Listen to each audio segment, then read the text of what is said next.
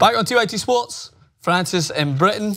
Smoothest guy to ever be in this studio. Yeah, I'm saying it. Jason, Rubin, Jacory, Jenk. Anyone who disagrees. I'm back and I'm better. Yeah. So, of course, it's fight week, mate, and we are all discussing. Fight Eve. Fight Eve is a very good point. We're actually on the eve of it, and I just did a clip there as raw can be, saying why I'm excited for it, because I'm not foolish and I know that what is probably set to happen. And regardless, I'm still excited because I've never seen anything like this. And there's a tweet that was sent out by a Scottish comedian that I have been reciting ever since. It's like, there's something so beautiful about one of the best fighters in the world fighting a guy who's never fought boxing in a boxing ring before simply because he's a mad bastard. Yeah. Like, that's what he is. It's just a mad guy that wants to go in, kind of unhinged but very talented, and wants to take on the best boxer of all time.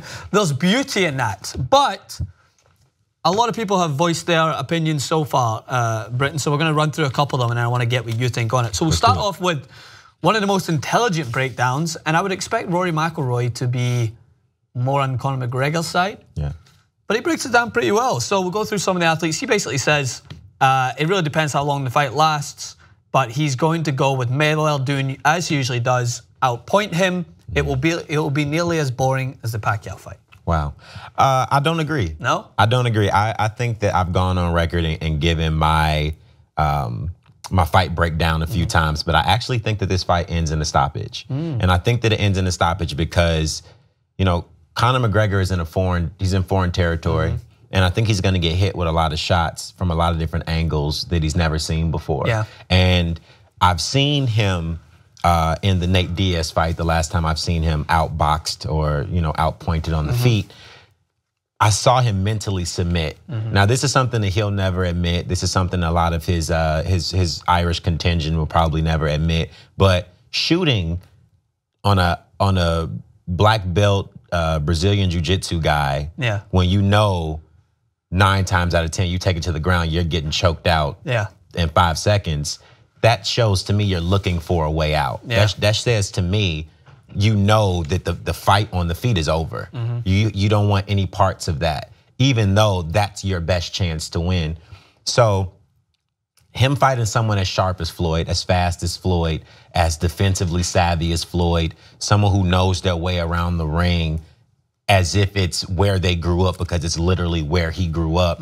I think that he's going to find himself in very deep water. And I think that either his corner, himself, or the referee will have some decisions to make around 8 or 9. Interesting. I like that on your analysis you touched on what most like savvy boxing analysts will touch on is that Conor McGregor's stamina has always been a thing. That was what he basically, whether you believe that it was his mental capacity that forced him to tap out. I obviously am a McGregor fan of what he's done, and I think that his mental advantage when he is on the front, when he's on the front foot, his mental advantage both in the way that he's able to get in people's head before the fight and after, and the fact that he's pre-predicted most of his life.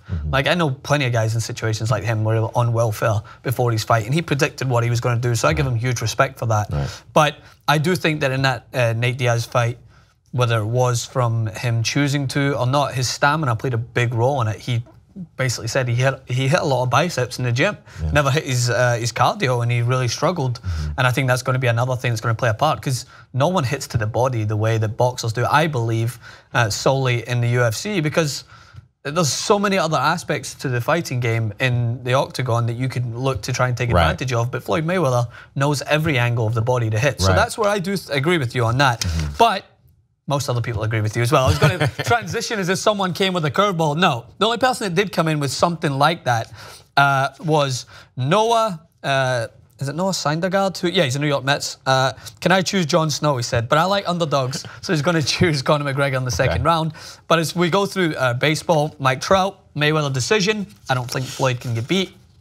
Pretty valid point considering the guy's 49-0. Who else are we going through? NFL, Des Bryant. This is the most. Like, lay it on me. No, this is the most. I just can't choose answer. He said, he's like, I swear those are both my favorite guys. I'm just going to watch the fight, man. Fair play, Des. He's not going to choose one or the other. He says he thinks that Floyd Mayweather is one of the best guys he's ever met in his life, which is something you don't often hear. Yeah. And he says that McGregor also, he cares about what he does, so he's going to watch both. And then coming in with the polar opposite decision, LaShawn McCoy, yo, crazy. I mean, this is a no-brainer. I think Mayweather's going to blow him out.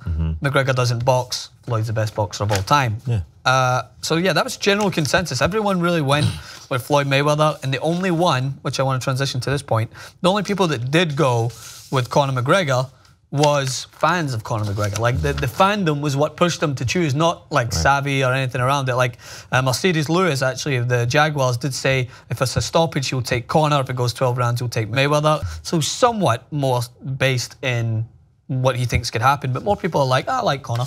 I'm gonna go for him. Yeah, I mean, and that makes sense because this fight is probably the greatest example of a fight that was derived from social media. Yes, very much so. There wasn't a linear path to this fight. There wasn't very much conversation from Floyd's end about it after he retired. There wasn't much conversation on Conor's end after he defeated Eddie Alvarez for the 155-pound welterweight, or sorry, well, not welterweight, but 155-pound championship in the UFC.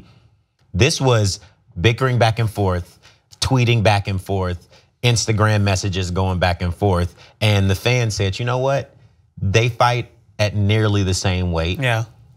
They both seem like indestructible forces in their relative sports.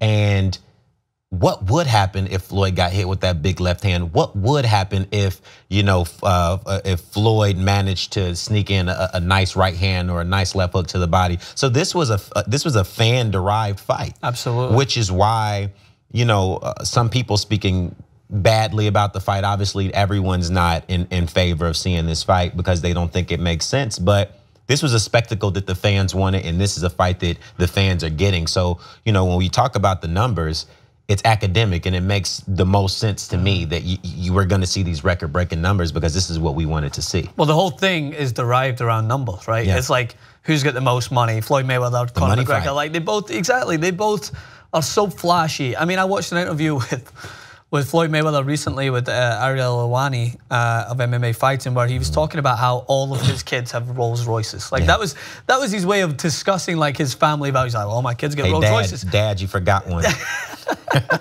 And then Conor McGregor yesterday dresses his kid in a three-piece suit. Did you see that for a photo shoot? Yeah. Like it's all derived in this who's got the more wealth and who is the flashiest of what's going on. And I think they've even got the money belt. The money belt to go with it. Crocodile skin, diamonds, sapphires. When you put everything on the line like these guys put on the line on fight night, and regardless of fight night, I mean, not regardless because that's where they're making their money, right? But you don't not take into consider the training camp and the hours of sparring and running and cardio work and everything that these guys put into one night. Yeah. We're so used to seeing what they do on fight night and thinking, oh, I can do that, or it'll be easy to hit that person. But you don't see the 3 months, sometimes 4 months that goes into August 26th or whatever date it is that you get a big fight like this. So, kudos to both of those guys for being able to demand that kind of money, demand that kind of coin, and for having the world practically sit still to watch them. I think it's very captivating. No doubt. And if there's one, like if this was a couple of other fighters, I can't name them off the cuff, but say a couple of fighters that had the same level of attraction, but maybe they had ups and downs in their careers in terms of what they did in the actual sport itself, where they were maybe a little inconsistent more so. I know Conor McGregor's had his blip with Nate Diaz, but more often than not, McGregor approaches his sport with the same level of severity and focus and I would say just overall intelligence, the same way that Floyd Mayweather does with boxing, the same way that like they take it to the point where it's everything they live for. So as much as everything around it's flashy and it's chatting shit and it's who's going to come out with being the flashiest real person who's going to be emerging with all the cash, regardless if they make the same money, it is a very serious event where both of these guys are going out with everything on the line, everything technically more so than Floyd Mayweather to lose, but being willing to just take that risk for the entertainment value, because that's what it is. It's entertaining. Absolutely. And we're all going to be tuning in. So, on that note, we'll also be doing a live stream, by the way. It's a good plug because Ricky Strom will be happy with this. We're doing a full live stream all day, I believe, tomorrow. So it's going to be Facebook, TYT Sports, YouTube. It's going to be everywhere, where we're going to do some pre-fight coverage. I think Rick's not going to move from one chair. Someone better hook that guy up to a catheter or something like that, man. Because how's he going to leave to pee? He's going to be sitting there for hours doing it. I will be jumping on, Britton will be on, and we'll also be doing post-fight coverage as well with what is set to be at least something to talk about, I'm sure, afterwards. So make sure to stay tuned with that. Where can they follow you on Twitter, Britton, again? Britton Harden. Britton Harden on Twitter, Francis M. Maxwell, and we'll be back again in just a moment.